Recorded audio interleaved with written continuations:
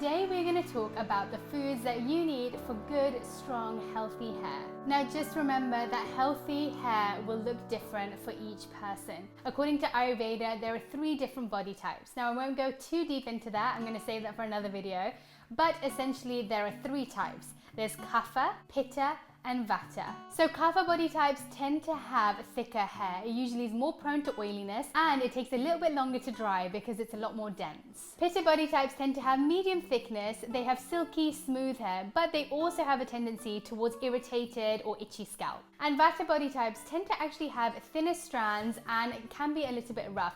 And so they're actually more prone to dry hair because their hair follicles are much more porous. Not one is better than the other. We are all uniquely different in so many ways. All you need to do is focus on understanding your hair better so you can treat it and care for it in the way that's best for you. Throughout this video, I'm going to be sharing a lot of information that I have learned through my Ayurvedic studies, but the key message that I learned while I was studying is that hair health is not something you can treat individually. It's actually so much more holistic. We have to think about our gut health, our body health, all of our organs, all of our systems work together, and actually healthy hair and healthy skin are byproducts of our systems and our body working efficiently. So I actually had a really wonderful analogy that sums it up pretty well. It says that trees end up shedding their leaves during winter because they're trying to conserve energy to make it through. So in the same way, when we feed our bodies, if we're not giving it enough nutrients, then it works to feed our essential organs first. So as long as we have the right nutrients and the right amount of nutrients going into our body and being absorbed by our body, then we can shine all the way from our cells to our hair, skin and nails. But that doesn't mean that external treatments are not beneficial. According to Ayurveda, they are absolutely vital to healthy hair too. Because if we think about it, every single thing that we put onto our skin, which means our scalp too, is absorbed into our bloodstream and into our body.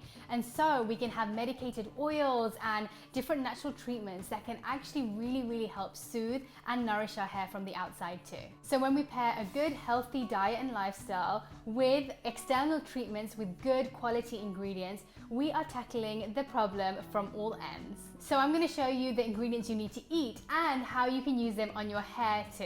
First up, I'm going to tell you about the concept of prana.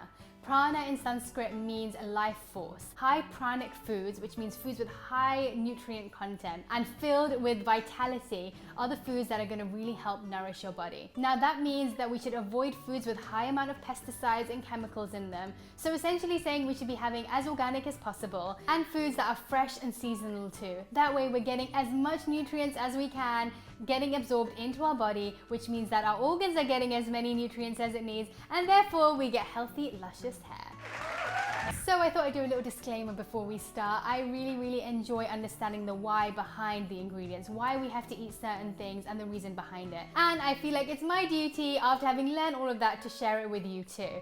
So I geeked out a little bit and I've shared a lot of scientific information with you, but I really think it would help solidify the information in your mind. First up, we have our beans and lentils. Beans and lentils actually have a substance called folic acid or vitamin B9. Vitamin B9 is useful in supporting hair growth and renewing cells. A good sized portion of your beans or lentils every single day can provide you 90% of your folic acid requirement. That's right, 90%.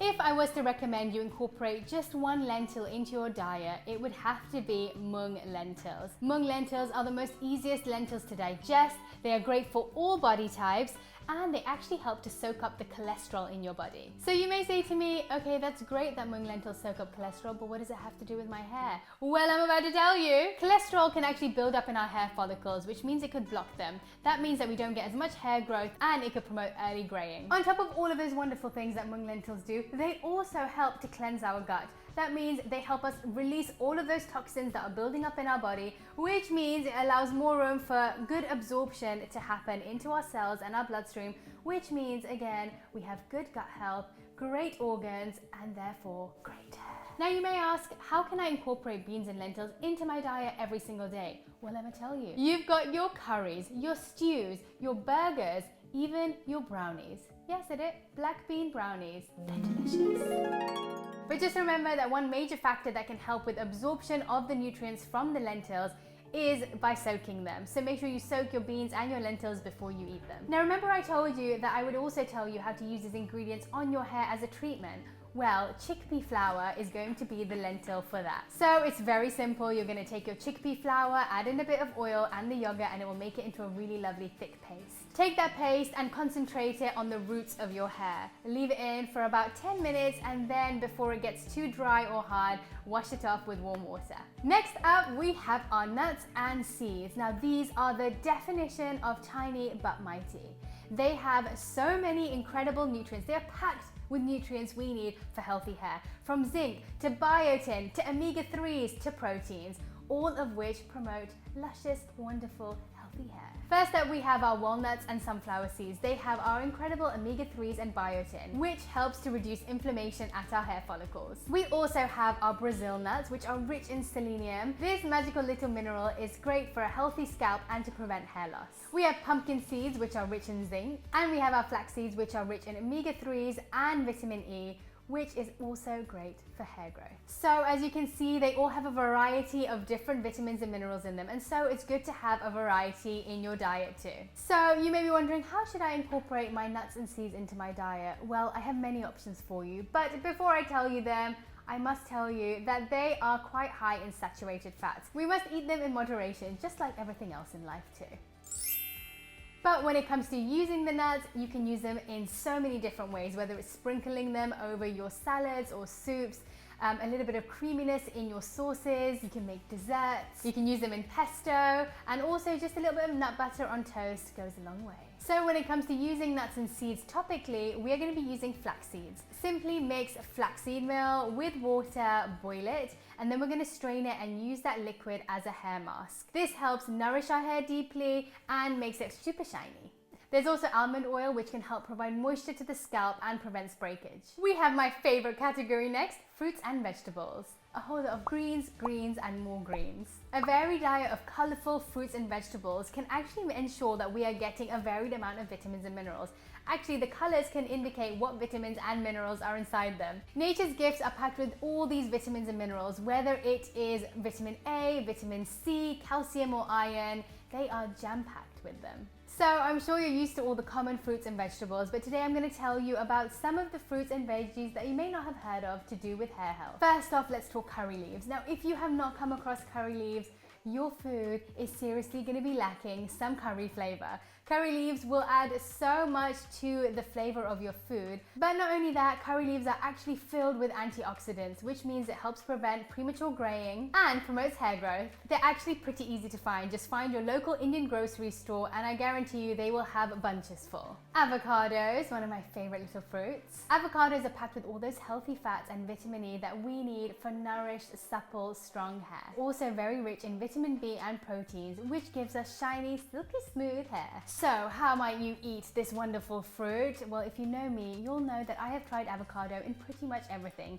There's avocado Thai curry. I use them as a base for brownies too. Yeah, another brownie surprise for you. But also in smoothies, avo on toast of course, or you could just grab one, cut it in half and eat it straight. So how might you use avocado on your hair? Well, you just have to throw it into a bowl with some lavender oil, a little bit of olive oil and a bit of lemon, mash it up and spread it through your roots to your tips. Next we have our cooling cucumbers. Not only is cucumber super hydrating, it also has a compound called silica in its skin. Silica helps to thicken and strengthen your hair. According to Ayurveda, a major factor of hair loss can be too much heat in your body. And so cucumbers are seen to be cooling, and so whether you're eating them on the inside or applying it outside, it can really help to cool down your scalp and your body to prevent hair loss. Now, how might you eat this juicy vegetable? Well, you can make a little gazpacho soup, chop it up into your salad, or as I like to do, cut them into sticks and dunk them into hummus. Now I bet you're thinking, there's no possible way we could be using cucumbers on our hair topically. Well, let me tell you, you absolutely are. You absolutely can.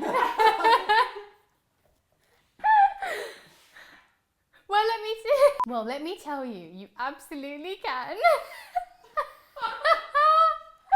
You know, honestly, I should just make all my videos bloopers. So you could just add it into the avocado mask that we spoke about earlier, or you could just whiz it up with a little bit of oil and apply it from your roots to the tips. Leave it in for 15 minutes and then just wash it out. Next up, we have our beautiful berries. Now, berries are rich in antioxidants, but also vitamin C. And we need vitamin C to help build the collagen in our hair. We also need vitamin C to help us absorb iron. And lack of iron in our body can lead to hair loss too. Last in our lovely fruit and vegetable category, we have sweet potatoes. Now, I eat sweet potatoes a lot. And they actually have beta carotene in them, which converts into vitamin A in our body. Vitamin A is also found to support good hair health. Next up, we have our spices. Now, spices not only make our food taste great, they are also really, really important to help us digest our foods, to help us get the most out of the foods that we eat in order for them to be digested properly and so that we can take the nutrients out of those foods and into our body and organs. Some great spices that support hair health are cumin, coriander,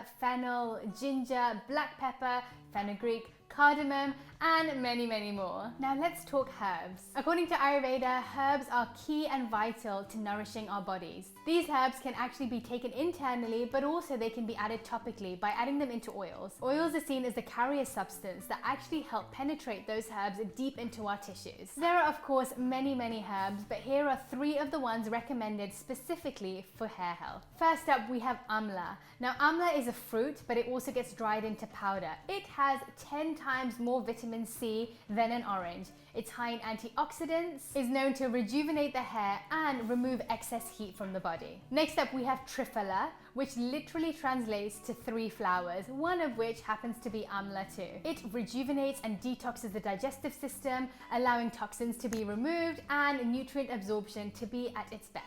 Lastly, we have bringaraj. I know it's a little bit complicated to say, but it is known as the ruler of hair. It's a cooling herb that encourages hair growth and luster. All of these can actually be found in powder form. You can either add them into your heated oil before applying it to your scalp, or you can add them into hot milk or water if you want to drink them. I would recommend seeing a doctor before you decide to take these herbs, but generally taking a teaspoon in milk or water every single day can be really beneficial. So there you have it. These are the foods that I really recommend you incorporate into your life to have great, strong, healthy hair. I do believe though that as long as we have a varied diet of fruits, vegetables, grains, pulses, beans, lentils, herbs, fruits. Did I say fruits? I said fruits! As long as we have a balance of all of these, I truly believe that it can help us nourish our bodies in the way that it needs and get all the nutrients that our body requires to nourish it inside out. If you are having any serious hair issues, I highly recommend trying to evaluate your gut and digestive health. I really do believe that all of our external issues stem from inside, and so getting to the root of the problem is going to be very important to treat it.